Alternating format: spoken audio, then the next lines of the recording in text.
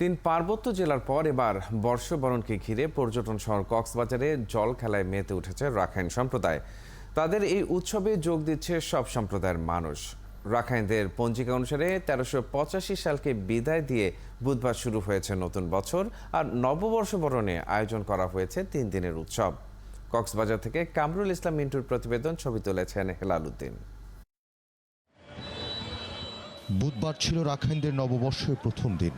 বিকালে কক্সবাজারের রাখাইন তরুণ তরুণীরা ছুটতে থাকেন প্যান্ডেলে। নতুন বছরকে বরণ করতে এদিন তারা মেতে ওঠেন জল খেলা উৎসবে।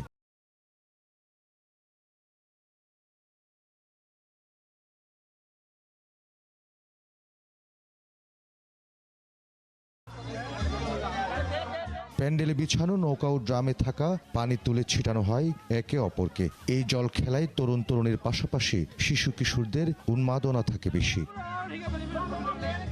নতুন বছরকে বরণ এবং পুরনো বছরকে বিদায় জানিয়ে আমরা এই নববর্ষ উৎসবটি করে থাকি। এর মাধ্যমে আমরা জল কেলি খেলা সংগ্রাম উৎসব পালন করছি। আর রাখাইন সম্প্রদায় বিশ্বাস করে জল ছিটিয়ে ধুয়ে মুছে যায় অতীতের সমস্ত দীনতা, হয় পাপ মোচন, বপন হয় সুন্দর নতুন দিনের বীজ। সবাইকে শুভেচ্ছা জানাচ্ছি। আমাদের এই বছর পানি খেলা অনেক ভালো হবে আশা করি। আমাদের পানি খেলা উপলক্ষে সবাইকে আমরা শুভেচ্ছা জানাই। সবাই ভালো থাকি। পর্যটন নগরী কক্সবাজারে রাখাইনদের এই জল খেলায় গান বাজনা নাচের সাথে মিশে যায় নানা সম্প্রদায়ের মানুষ। আসতে পেরে আমি নিজেকে ধন্য মনে করছি, কারণ এরকম একটা উৎসবে আমি কোনোদিন আসি না, এই প্রথম আসছি। অনেকদিন ধরে এখানে আসার ইচ্ছা ছিল, তো অনেক সৌভাগ্যবান নিজেকে মনে করছি যে এখানে আসছি। আয়োজকরা বলছেন, কক্সবাজার শহরে 12টি প্যান্ডেল সহ পুরো জেলা জুড়ে শুরু হয়েছে রাখাইনদের বর্ষ পঞ্জিকার ১৩৮৬ সালকে বরণের এই উৎসব।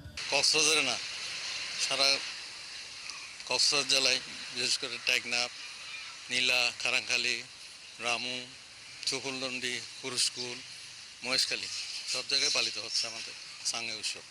জল খেলা সহ নানা আয়োজনে 3 দিনের এই উৎসব উদযাপন শেষ হবে শুক্রবার। কামরুল ইসলাম মিন্টু, ৭১, কক্সবাজার।